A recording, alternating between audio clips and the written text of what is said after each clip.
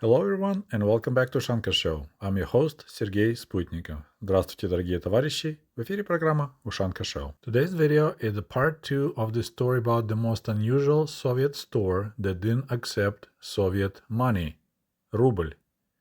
Stores called Beriozka, a birch tree. But before we begin, I would like to apologize and make a correction about my calculations from price on this picture from 8 rubles to $9.60 at the Beriozka store. As one of my viewers, Kimo Andrews, pointed out, 8 rubles at the exchange rate of 69 rubles for $100, and the doll should be $11.60. So it's actually was cheaper in Beriozka than if you exchange your dollars for rubles. So thank you so much, Kimo, for paying attention and keeping me on my toes. Good job. So in my first video, we talked about Beriozkas, and those stores were specifically designed for foreign tourists.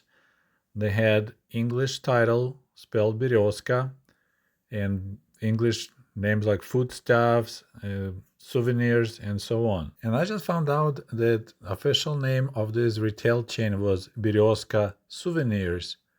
So it had a beautiful, cute abbreviation, BS. And here's the picture of the little pin or badge that the sell people were wearing at the Beriozka souvenir stores. And I found it just so funny that, or people didn't know that BS stood for bullshit, or maybe back in the 70s, the 80s, that abbreviation wasn't known even in the West. But you go into the BS store and you definitely get in a BS deal. And as I mentioned in my previous video, in different republics, the stores had different names. Like in Ukraine, they were called Kashtan, which is named for another tree.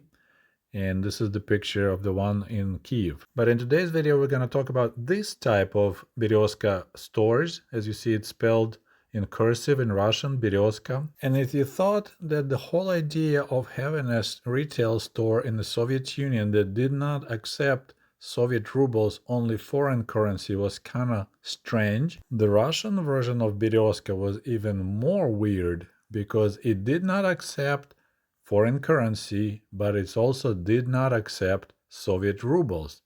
It accepted only special Soviet monopoly money called checks or cheki. And I know that some of my viewers complain that I'm just doing too much rambling and I can make my videos shorter and cut it by 2/3 of blah blah blah, but today we're going to have a lot of blah blah blah details, so I'm just warning you in advance. So despite the fact that Soviet Union was quite closed country, it was not easy to go and visit other country even as a tourist.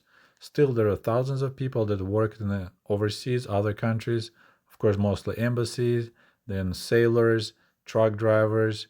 All those people were earning foreign currency that Soviet government wanted to keep. So in 1964, Soviet government introduced so-called Cheki Внешпосылторга. Внешпосылторг, so this is kind of like a trading company, and you get this paper money, it looks like monopoly money. They even had like small 1 cent, 1 kopeck paper money, and anyone who worked overseas, engineers that helped with the big construction projects like building hydro plants, factories, any military advisors, teachers, doctors, so anyone who had any contracts with foreign governments or foreign companies, they were getting paid in foreign currency, but they never could touch that foreign currency. They only were getting this Внешпосылторг checks. So this is how it works. So for example, we have a Soviet engineer that works in Egypt helping to build that giant hydropower plant on Nile. He's getting paid by Egyptian government in their local currency. And every Soviet worker overseas had to have a bank account with Внешэкономбанк. So it's like outside econom bank of the Soviet Union, and voluntarily you have to put up to 60% of your earnings on your account there. The rest, of course, currency you can spend right there in Egypt, for example. But then when it's time for you to come home, all your currency needs to be put on that account. And when you return to the Soviet Union, you will receive so-called checks already that you can utilize at the Beriozka stores. So you Pretty much you had to get rid of all the hard currency, dollars, pounds, or German Deutschmarks before you come back to the Soviet Union. And in exchange, you receive this Soviet monopoly money. Then with these checks, you can go and do your shopping in the Russian Beriozka stores. And once again, they didn't accept hard currency and they didn't accept Soviet rubles, only these checks. And they offer their goods that usually weren't available in regular Soviet stores, electronics, so a lot of imports, boom boxes from Japan, umbrellas from Japan, three elephants, all those goods that you could bring by yourself coming from other countries, but Soviet Union government wanted you to give them the currency and then buy from the Soviet store same goods. And now that's where it gets really complicated, so bear with me because we have to look at several scenarios for people who worked overseas. So if you worked for a foreign company or the government as an engineer or military advisor and your pay was in a foreign currency, you had to exchange your earned currency into these checks according to the rate of exchange. So for example, if you were paid in dollars, for every $100, you'll get 69 rubles in внешпосылторг checks. Soviet diplomats were allowed to bring some foreign currency back in the Soviet Union, but only for the limited time, and they were required to exchange it for these checks once again. Because remember, it was illegal to hold foreign currency in the Soviet Union. And here's that complicated part that I was talking about earlier.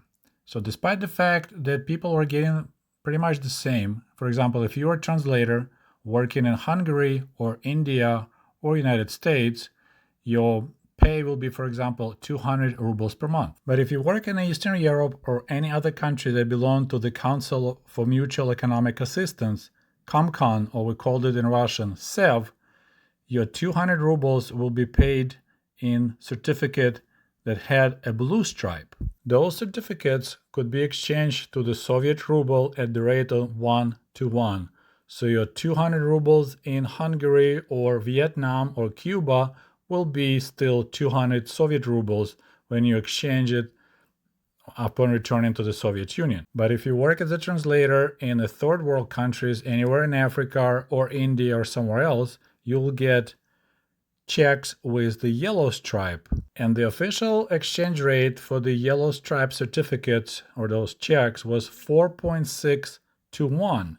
So suddenly your 200 rubles turn almost into 900 rubles just because you worked in Africa, not in Eastern Europe, doing exactly the same job. And if you work as a translator in any country with so-called hard currencies or easily converted currencies, we're talking United States, Great Britain, Western Germany, France, and so on, you will see certificates had no stripes, just plain check, and that one also had official exchange rate 4.6 to 1.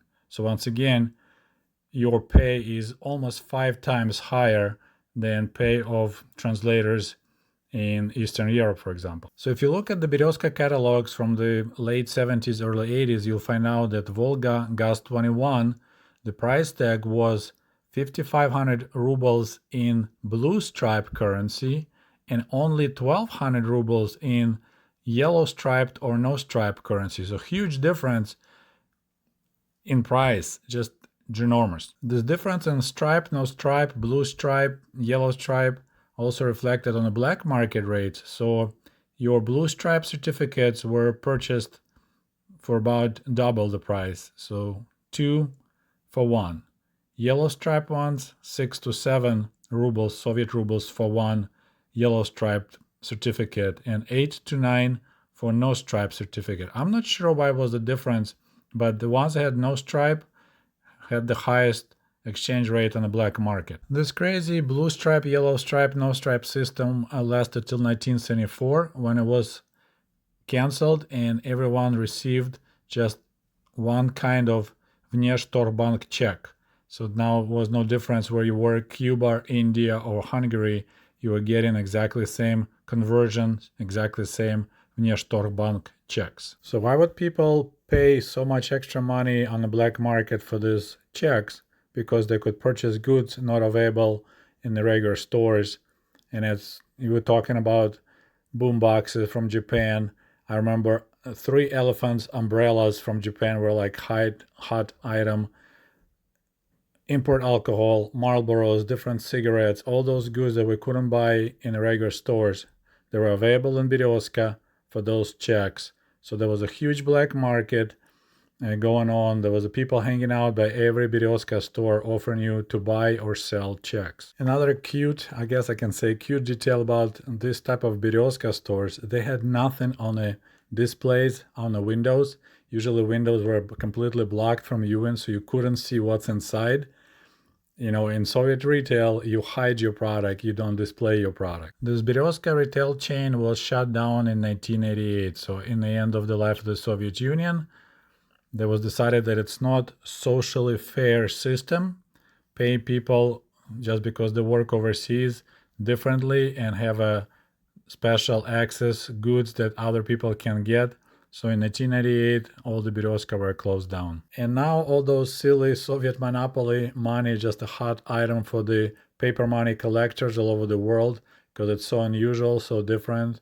They're trying to get every year, every nomination. So on every collector's website, there's plenty of those for sale. Okay, my friends, it's all I have for you today. I hope you enjoyed this video and maybe learned something new. As always, don't forget to like and post a comment. It helps YouTube to notice this video and show it to more viewers. Thank you so much. До свидания. Goodbye.